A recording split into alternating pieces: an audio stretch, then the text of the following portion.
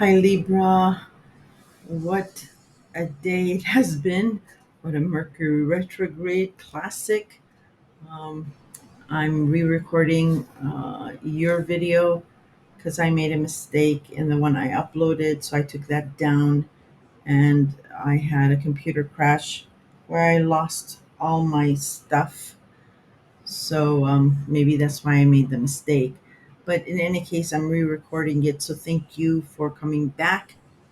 um, if you're a returning visitor, and welcome to new viewers. I'm going to get straight into this. In this video, I will give you your main theme of September 2023. Then I will summarize some of September's major planetary dynamics and how that may affect you. I'll do a quick revisit of astrological events in the past since we have retrograde planets and repeating aspects. And finally, two things to look forward to in the new year. First, and in general, September has a theme of hurry up and wait, just like August's laid back approach.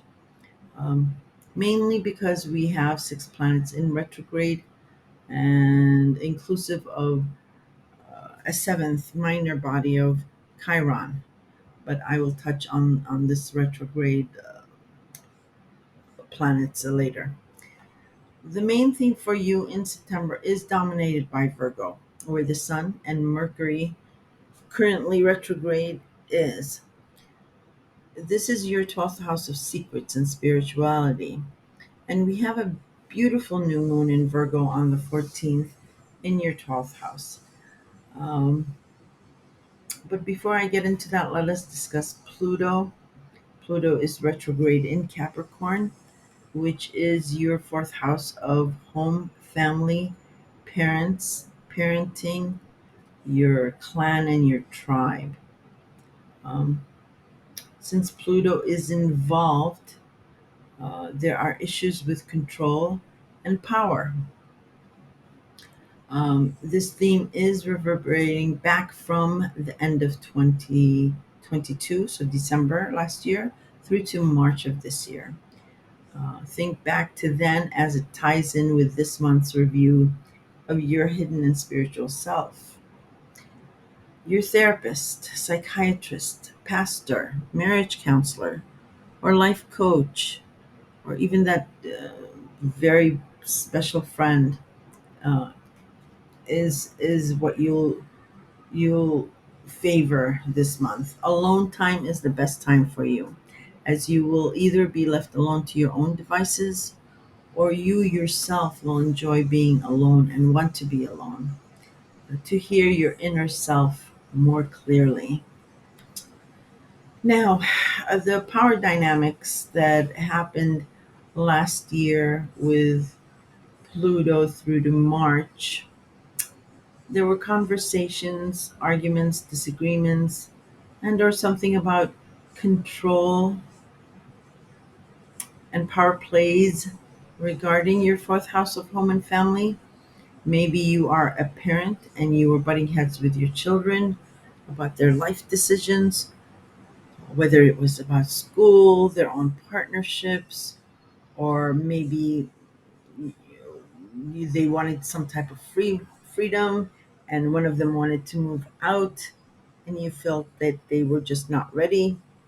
Or you could have had a disagreement, or it could have been you were in agreement with your significant other regarding a renovation, extra space, moving, um, and again, consideration of children or pets were involved. Whatever it was, and because there were reshufflements with people's status, position, promotions, or demotions, the power plays or control surprisingly shifted, and it shifted in your favor. This then enabled you to shift your focus to your health habits and routine, and you became busy with travel, academia, foreign places, people at a distance, or publishing and the World Wide Web. Keep these debates that you had from last year through to April of this year in mind, as the consequences of those dynamics are in play this month with a repeat aspect and up for a review. Yes, again, um, because we like I said, we have an aspect to Pluto, and I'll explain that when I go through your September lineup. Let us get back to Virgo and the new moon on September 14th. On or about this new moon, you will embark on a new method of keeping secrets, dealing with your hidden universe or spirituality. Um, Maybe the past will come up for review for you. Maybe you'll find a new church. Maybe you will find a therapist or get serious about marriage counseling. Or you may go away on a retreat to heal and rejuvenate. Virgo rules your 12th house um, of secrets, behind the scenes, religion, confinements, dreams, and intuitions. But it is also the house of self undoing and hidden enemies. Libra, most of you, you guys have a heavy decision regarding a partnership. Do you stay or do you go? Or how do you balance the scales again?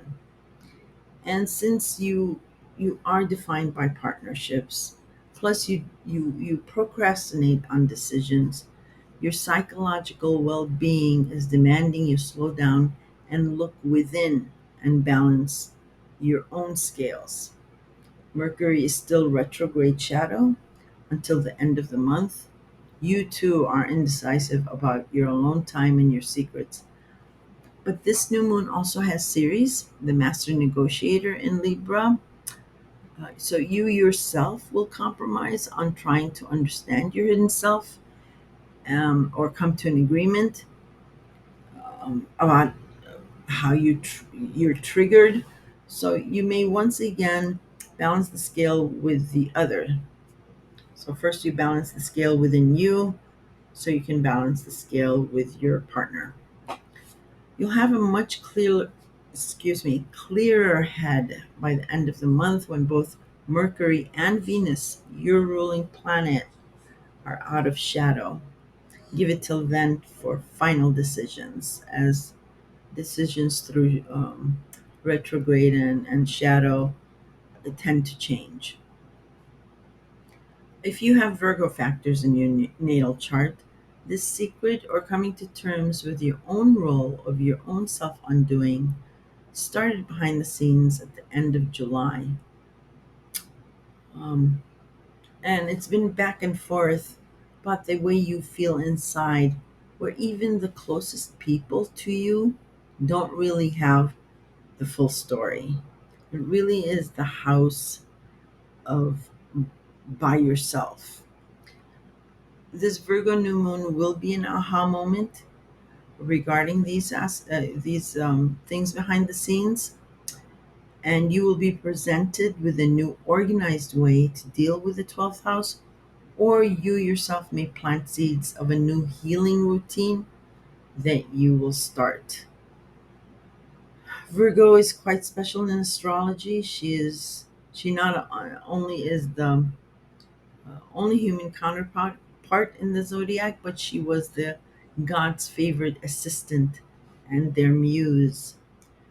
She is ruled by the higher octave of Mercury, so um, she speaks well and she writes very well. Her communication can cut a person down to size, or she can create an idol with confidence. Virgo looks at the big picture or situation and automatically hones in on the specific problem that no one else can see.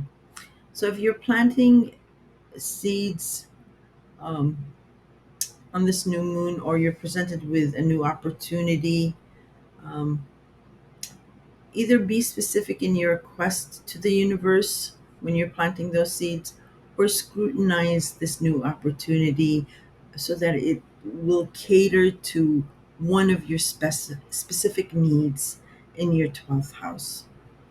Just be aware that secrets or the hidden don't stay that way forever. Um, and since the background story of Virgo, I'll, I'll, I'll be brief with that, but it's a good story.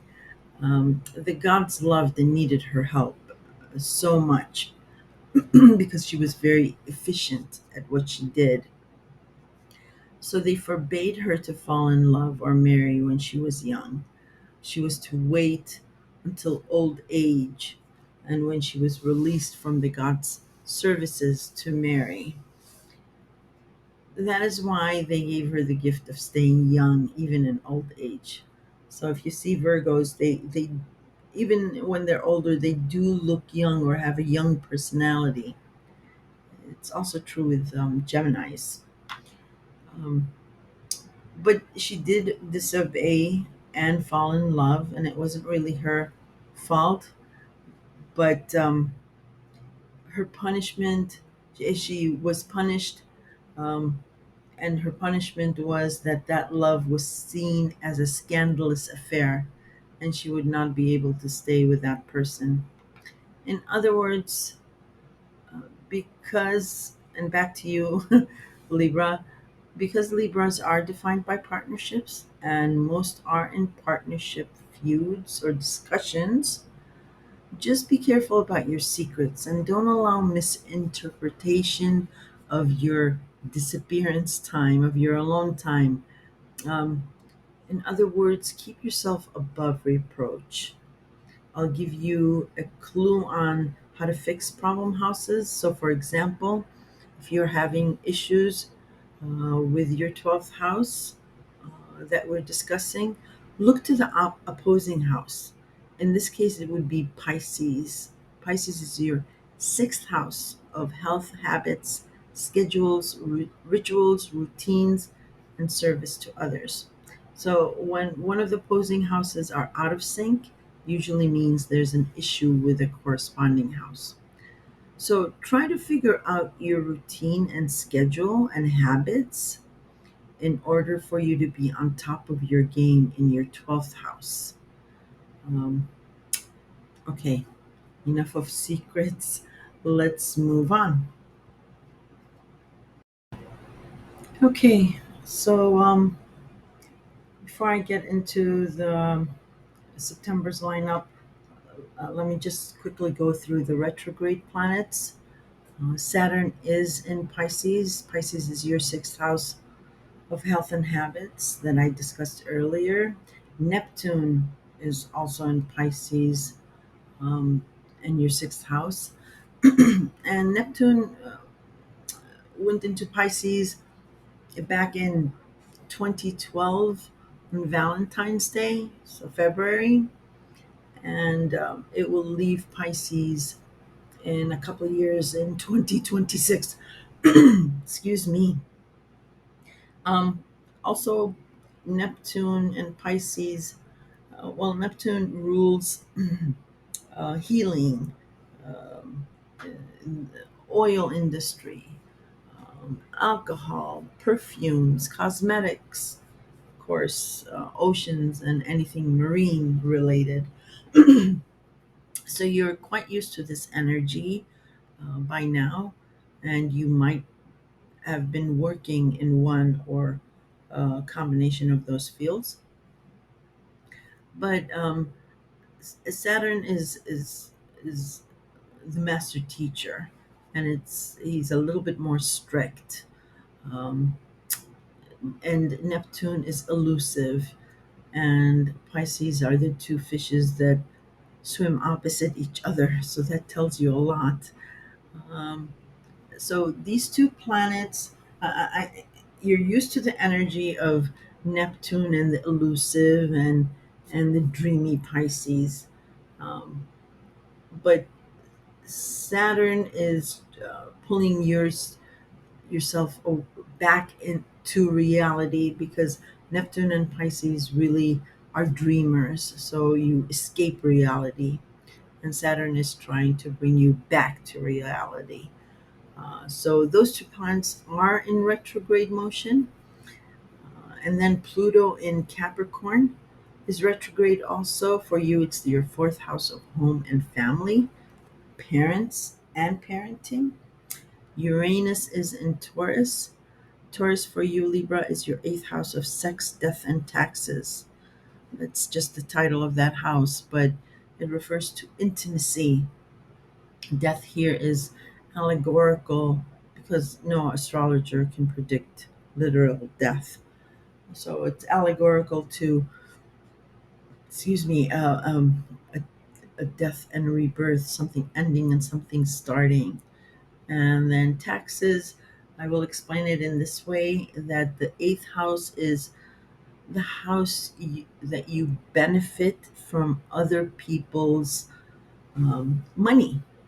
Simply that. So, a partner's income, an inheritance, gifts, lump sums of money, credit, and it has uh, Capricorn is the sign of government, so it has the theme of old money, um, government, or government related money. Um, oh, I'm sorry. Again, I went into Capricorn, but I was talking about Taurus. So the money that you benefit from others uh, is in regards to Taurus themes. I apologize about that. Okay, Mercury is also in retrograde in Virgo, and Virgo is your 12th house. We discussed that at length. Chiron um, is in Aries, and Aries is important for you because it is your seventh house of marriage, partners, um, bosses, contractual agreements, and open enemies, and anyone really who knows you really well, where they can hold up a mirror to you and reflect back of how you're feeling inside. So, retrograde planets really ask us the question of um, do you like what's been happening, the dynamics that are in play thus far? What can you change to um, uh, overcome issues or challenges? So yes, they slow down and give us a breather and think about changes. And then when they station to go direct, you can then implement those changes. Okay, enough of retrograde planets. Let's discuss the September lineup. On the 3rd, as we speak, Venus is stationing direct in Leo. Leo is your 11th house of friends and groups, associations, your future hopes and plans. Um, and any issues that you've been having with friends, maybe um, you disengaged from a friend or you left a group, um, maybe your future goals changed, or maybe you had a friend that contacted you from your past. Whatever, if there was any issues or problems there, uh, Venus now is going to be smoothing it out, even though it'll be moving really slow and it'll be still in its shadow until October. Um, but at least now it will be going forward and blessing this house. And Venus, of course, is your ruler. So when it's retrograde, you're off a bit. But now it's all good. So look forward to that. On the 4th of September, Jupiter retrograde, retro, stations retrograde in Taurus, your eighth house. So you, since April, um, a lot of expansion of the eighth house was uh, discussed or came up, and uh, whether for good or bad, Jupiter exploded this area for you, um, either to bring problems to your attention, or for Jupiter is the planet of good luck. He's a jolly old fellow, um, very optimistic. So it could have expanded any one of these eighth house themes for you. Um, and it is going retrograde because too much of a good thing. Well, you know what they say. So you'll be reviewing the past few months as this slows down for you. On the same day, Mercury in Virgo. Um, Again, Virgo is your 12th house of secrets and spirituality. Trines Jupiter and Taurus, your eighth house. And this will be happening the second time, and there will be a third time later on in this month, but I'll discuss that later. But if you want to know specifically what it's about, because it's information, Mercury, it's information about your secrets and your inner self that's communicating it favorably um, to your eighth house. So, but if you want to know specifically what it's about, first time it happened was August 9th. So try to think about what happened then or pull up your text messages or whatever. But it'll be happening a second time. And I'll discuss the third time later on. On September 8th, the sun in Virgo, your 12th house, will trine. This is a soft aspect.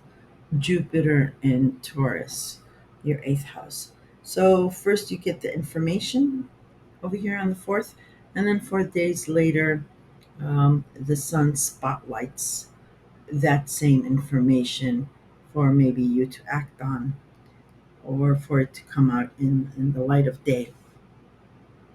Trines are soft aspects, so some of you may not even feel it, but they're good aspects. Okay, moving on to the 13th of September. Pallas enters Libra at 00.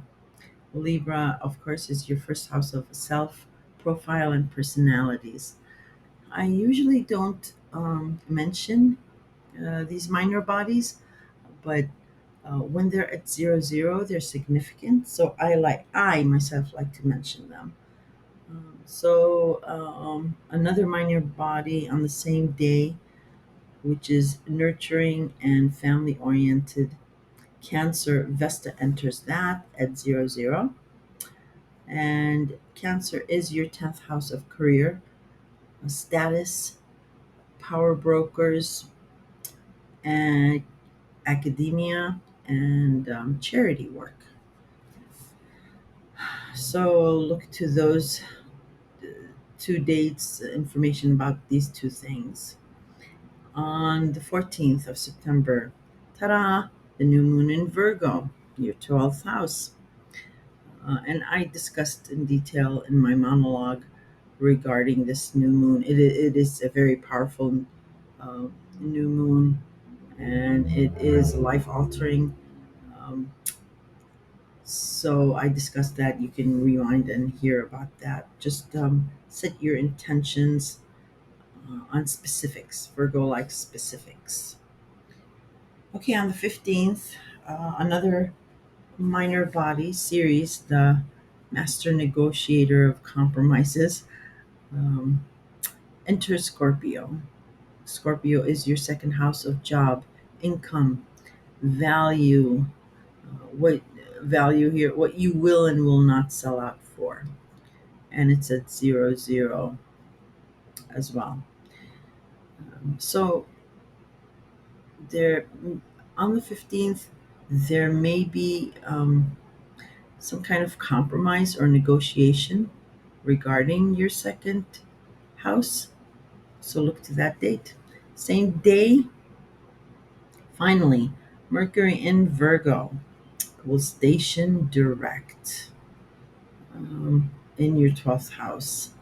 Even though it's stationing, well, I'll mention, I don't remember if I mentioned it when I was talking about the retrograde planets, but one thing I'll mention is planets that station to go retrograde or station to go direct. That stationing is has powerful reverberations through the future. And in this case, it's Mercury. So information that you get here on the 15th is quite important because um, it'll be like a ripple effect in time. It's a standout moment. So again, also if you have anything 8 degrees Virgo, it will be impactful. On the 17th of September, Venus in Leo, your 11th house of friends and groups, will square Jupiter in Taurus, your 8th house. And this is happening a third time. So this is quite important. And if you want to know what your friends and groups have to do with your 8th house, look to, I mean, specifically if you want to know what it's about and what to expect, look to the first time it happened. So it was mid June, June 11th. And the second time it happened was a couple of weeks ago on the 22nd of August. And this will be the third and final time. And a lot of people don't like squares or oppositions. I actually really like squares. Um, they don't like these hard aspects. I like hard aspects, but mostly squares and oppositions because squares and oppositions will jumpstart something that is stagnant or a blogger has or is being delayed. So it's like an earthquake, sort of. Uh, Maybe that's a bad analogy, but yeah, something is jolted out of its stagnant position. So, yeah, look to these two dates to know specifically what to expect on the 17th. And on the 19th, the Sun in Virgo, so your 12th house, will oppose Neptune in Pisces, your 6th house of health, habits, and routine. And if you remember, I mentioned in my monologue um, regarding keeping yourself above reproach, um, and balancing out your health, your habits, your routine, uh, because it's affecting your behind the scenes process here. So when I spoke about that, I was this is what I mean. It's this opposition. So you need to fix this house in order for this house to be kosher, as they say. On the 21st of September, Sun in Virgo trines, soft aspect, and you may not feel it, but it's a good aspect. Trines Pluto in Capricorn, your fourth house. So something in secret behind the scenes, or something about your faith is sending good vibes to your home and family. Okay, on the 23rd of September, the Sun enters Libra. Yay! So that is your first house of self, your profile, your CV, your personality, the way you look and present yourself. So the spotlight will be on you, all about you, you, you. Okay, and then on the 25th, Mercury in Virgo, your 12th house. Again, another soft aspect. Trines Jupiter in Taurus, your 8th house. So this is the third and final time. Uh, Remember, the first time was, and if you want to know exactly what it's about, the first time um, was in early August, August 9th, and the second time will be, well, like today or tomorrow. And the third and final time will be on the 25th. So the information about your hidden self, about spirituality, and all those things is favorably aspecting your eighth house. Finally, on the 29th, we have a full moon in Aries, your seventh house of partners and contracts. Um, and this is an important house for you because the nodes as well are the north node is in Aries and the south node is in your specific sign. So, and this full moon does have some hard aspects to it. Um, so, full moons are endings. I won't sugarcoat it. Like, and or it can be a culmination, and it can be a fruition of your efforts in this house. So look to the full moon, and that's when Mercury is out of its shadow as well, and Venus is blessing you. Um, so look to the full moon for either an ending, a fruition, or a culmination. And again, if you have 6 degrees of Aries, it will be very impactful for you. Um, but hopefully, it's all good. Okay, let me just go back to my notes to wrap it all up. Let's see, give me a second, please. Okay, so that wraps it up. Just as promised, the two future forecasts that are favorable and exciting and should be exciting for you. So, a quick look to the transit of Jupiter in Taurus, your eighth house of sex, death, and taxes, um, which turns direct in January 2024, and it will trine Pluto in Capricorn, your fourth house of home and family and parenting.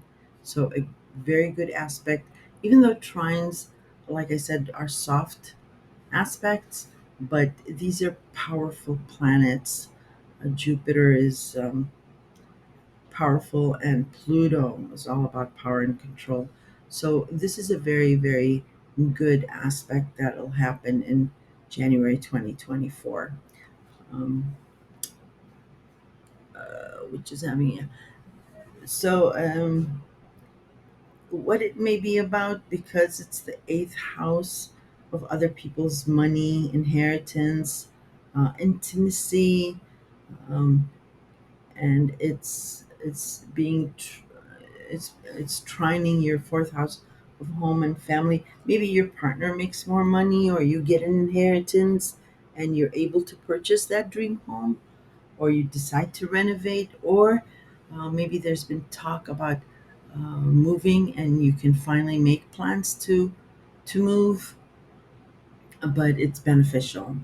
And this is also setting up some type of surprise um, windfall again regarding your joint finances, or a big lump of sum of money from others, maybe an inheritance.